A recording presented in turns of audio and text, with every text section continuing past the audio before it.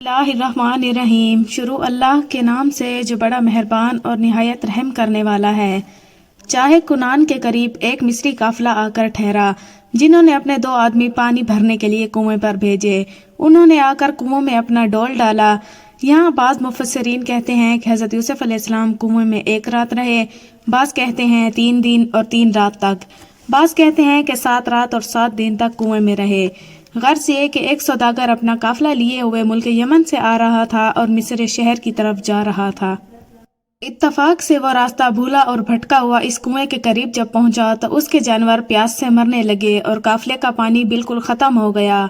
आखिर कुएं के लालच में इस सलारे के काफिला ने, जिसका नाम मालिक था, अपने काफिले वहीं ठहरा लिया और उसने अपने 2 आदमी पानी भरने के लिए कुएं पर भेजे, जिनमें से एक का नाम बुशरा और दूसरे का नाम बशीर था। चुनाचा बुशरा नीचे खड़ा रहा और बशीर ने कुएं के मेंढ पर चढ़कर इसमें डोल डाला।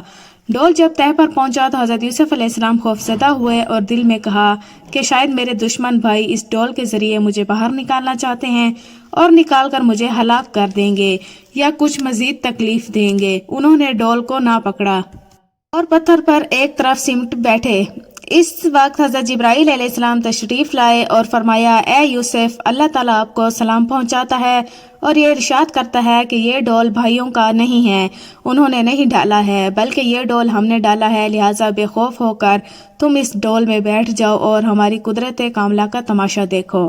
ये सुनते ही हज़रत यूसुफ अलैहिस्सलाम डोल पकड़ा ही नहीं बल्कि अपने नन्हे से जिस्म नूरानी को लेकर खुद इसमें बैठ गए कि अब बशीर डोल खींचता है तो उससे खींचता नहीं, क्योंकि वजन बहुत हो गया था। ठहर गया, थोड़ी देर दम लेकर ठहरा डोल खींचने के लिए। फिर बशीर ने जोर लगाया मगर डोल ने फिर जंबिश तक नहीं की, जिससे बशीर सख्त परेशान हुआ और इसी परेशानी में उसने कुएं में झांक कर देखा कि क्या बात है, डोल इतना वजनी हो गया है जो मुझसे खींच नहीं सकता। बशीर ने मुताज्जिब होकर आवाज दी कि ए बुशरा, जल्दी आ और देख डोल में कैसा एक खूबसूरत लड़का बैठा है। चुनाचा बुशरा जल्दी से बशीर के पास पहुंचा और दोनों ने मिलकर वो डोल कुएं से खींचा और लर्ज़ते थरथराते हुए फरजिंदे हुसैन को डोल में से निकालकर कुएं के मेंढ पर बिठाया, जिसकी शुआएं और हुस्न का चमकारा शहर कुनान की दीवारों पर जा पड़ा, जिससे कुनान में सारे भाई समझ गए हज़रत यूसुफ अलैहिस्सलाम कुएं से निकल आया और मालूम नहीं उसे किसने निकाला। इसी वक्त सब के सब चल खड़े हुए। इधर से वो गुलाम जो कुएं पर चौकीदारा कर रहा था बिरादरान यूसुफ को इतला देने के लिए दौड़ा। रास्ते में देखा कि हज़रत यूसुफ अलैहिस्सलाम के भाई बगैर इतला के खुद ही दौड़े चले आते थे। गुलाम को देखते ही पूछा, क्या वाक़या है? गुलाम ने कहा कि मिस्र का एक काफिला रात से आकर वहां ठहरा हुआ है, जिसके 2 गुलामों ने आकर तुम्हारे यूसुफ को कुएं से निकाल लिया। भाई ये सुनकर और तेज कदम चाहे कुनान की तरफ दौड़े। बुशरा और बशीर चांद से फरजिंद को कुएं से निकालकर डरते डरते पूछते हैं, ए प्यारी सूरत, तू कौन है? आज तक हमने ऐसी चीज नहीं देखी। ए साहिब कमाल, तू कोई फरिश्ता है या जिन है या इंसान है? आखिर कौन है? मासूम हज़रत यूसुफ अलैहिस्सलाम ने डरती डरती आवाज़ से फरमाया, मैं इंसान हूँ।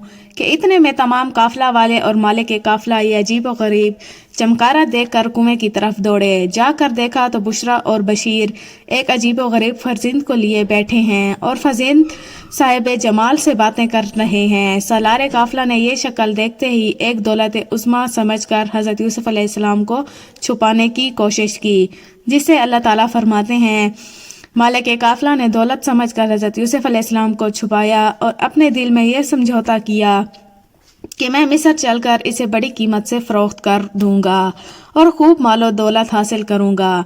कि इतने में बिरादरान यूसुफ आ मौजूद हुए और काफिला वालों से कहा, ये हमारा गुलाम है और हमारी खिदमत से भागकर इस कुएं में आ डूबा है। खैर इत्तफाक से तुमने इसे निकाल दिया, अब इसे हम तुम्हारे हाथ फरोख्त करते हैं। थोड़े बहुत जितने मुनासिब दाम समझो दे दो और इसे यहाँ से ले जाओ कि हम इससे सख्त बेजार हैं। ये सुनकर सलारे काफिला आगे बढ़ा और हज़रत यूसुफ अलैहिस्सलाम के भाइयों से कहा, मुझे आप लोगों के कलाम में झूठ मालूम होता है। मेरा दिल नहीं मानता कि मैं इस हसीन सूरत का गुलाम होना और तुम्हारा आका होना तस्लीम करूं। واللہ یہ صورت ہرگز غلامی کے قابل نہیں ہے۔ سالار قافلہ کی یہ تقریر سن کر برادران یوسف بہت ساکت ہوئے اور شرمندہ لہجے میں کہا کہ تمہیں ہماری بات کا یقین نہیں ہے تو تم خود اس سے دریافت کر لو کہ آیا ہمارا غلام ہے یا نہیں۔ غرض یہ کہ فریب دینے والے اپنے فریب کو سچا کرنے کی کوشش کر رہے ہیں، حالانکہ اللہ خوب جانتا ہے۔ اللہ جل شانہ لوگوں کی باتوں کو خوب جان رہا ہے اور دیکھ رہا ہے۔ پھر بھائیوں نے عبرانی زبان میں آہستہ آہستہ غصے سے کہا، اے یوسف، دیکھ، یاد رکھیو، اگر تو نے ہماری بات جھٹلائی اور سالار قافلہ سے اصل بات بیان کی تو دیکھ رہا ہے کہ تجھے یہاں سے کھینچ کر ایک ایسے خوفناک جنگل میں لے جائیں گے جہاں تیرا کوئی پرسان حال نہ ہوگا، اور پھر وہاں لے جا کر ہم تجھے مار ڈالیں گے، اور اگر ذرا بھی تو نے اف کی تو اچھا نہ ہوگا، اور ہم ضرور ایسا کر گزریں گے۔ پیارے یوسف علیہ السلام چاہتے تھے کہ اصل واقعہ بیان کریں، مگر بھائیوں کی دہشت سے خاموش ہو گئے اور منہ سے ہوں تک نہ نکالی۔ سالار قافلہ نے جب دیکھا کہ حضرت یوسف علیہ السلام ان لوگوں کے خلاف کچھ نہ بولے تو اس نے اپنے دل میں خیال کیا کہ شاید ایسا ہی ہو اور یہ فرزندان لوگوں کا غلام ہی ہو۔ مگر مزید اطمینان کے لیے مالک قافلہ نے حضرت یوسف علیہ السلام کی طرف مخاطب ہو کر دریافت کیا، اے فرزند، یہ لوگ جو کچھ کہہ رہے ہیں کیا سچ ہے، اور کیا واقعی تم ان کے غلام ہو؟ آپ نے فرمایا، ڈر کے مارے دبی زبان سے کہا، جس سے مالک قافلہ کو بھی یقین آ گیا کہ واقعی یہ فرزندان لوگوں کا غلام ہے۔ ابھی دام لگنے لگے اور سالار قافلہ نے اپنی پونجی کی طرف دیکھا تو اتفاق سے اس کے پاس صرف 18 درہم تھے۔ اسی وقت جیب سے نکال کر ان کے سامنے کیے۔ برادران یوسف علیہ السلام نے بہت جلدی وہ 18 درہم سالار قافلہ کے ہاتھ سے لے کر حضرت یوسف علیہ السلام کو بیچ ڈالا اور نہایت نفرت اور بیزاری سے سالار قافلہ کو دے دیا۔ حضرت یوسف علیہ السلام سے وہ سخت بیزار تھے اور چاہتے تھے کہ کہیں جلدی سے یہ اس سرزمین اور اس ملک سے باہر نکل جائے۔ پھر جب یہ بھی ہو چکی تھی تو مالک قافلہ کے کہنے پر حضرت یوسف علیہ السلام کے بھائیوں نے ایک بے نامہ سالار قافلہ کو لکھ کر دے دیا اور زبانی ہدایات کی کہ دیکھو، جب تک تم مصر نہ پہنچ جاؤ اس کی پوری حفاظت کرنا، کیونکہ یہ بھگوڑا ہے اور ہر جگہ بھاگنے کی کوشش کرتا ہے۔ یہ کہہ کر حضرت یوسف علیہ السلام کے بھائی 18 درہم اچھالتے ہوئے خوشی خوشی گھر کو روانہ ہو گئے، اور 9 بھائیوں نے 9 درہم تقسیم کیے اور یہودا کو محروم کیا، کیونکہ وہ پیارے یوسف علیہ السلام سے واقعی محبت کرتے تھے اور ہمیشہ ان کی سی بولا کرتے تھے۔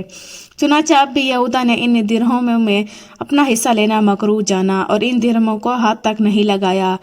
القصال ادھر برادران یوسف چلے اور ادھر پیارے یوسف علیہ السلام کی آنکھوں سے آنسو رواں ہوئے۔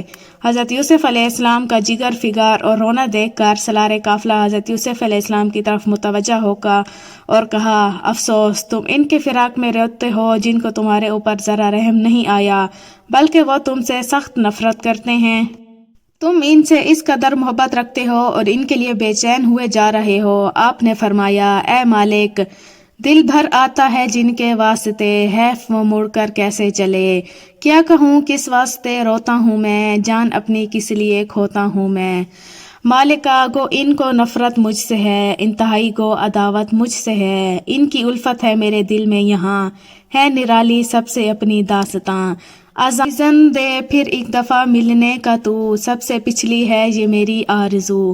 مالک نے اجازت دے دی اور کہا کہ اس میں میرا کیا حرج ہے، آپ ایک دفعہ نہیں بلکہ 2 دفعہ ان سے اور مل لیں۔ بس اتنا سنتے ہی پیارے یوسف علیہ السلام اپنے بھائیوں کی طرف دوڑے اور آخری ملاقات کے لیے ان کی طرف بھاگے اور ایک ایک بھائی کا نام لے کر پکارنا شروع کیا۔ غرض یہ کہ ادھر یہودا حضرت کو تسکین و دلاسا دے کر اپنے بھائیوں میں جا ملا، اور ادھر قافلہ نے روتے ہوئے حضرت یوسف علیہ السلام کا ہاتھ پکڑا اور اٹھایا اور اپنے قافلے میں لے آئے اور قافلے کو کوچ کا حکم دیا۔ چنانچہ اس وقت قافلہ روانگی کے لیے تیار ہو گیا۔ حضرت یوسف علیہ السلام کو باچا زنجیر کر کے ایک اونٹ پر بٹھا دیا، اور ان کے متعلق مالک قافلہ نے اپنے دل میں یہ خوف کیا کہ کہیں بھاگ نہ جائیں، اس لیے تمام راستے نہایت و حفاظت اور سخت پہرے چوکی کا حکم دے دیا، اور ان کا اونٹ سب اونٹوں کے بیچ میں لیا، اور اب قافلہ مصر کی طرف روانہ ہوا۔ دوستوں، امید کرتی ہوں ویڈیو پسند آئی ہوگی۔ ویڈیو کو لائک اور سبسکرائب نہ کرنا بھولیے۔ شکریہ۔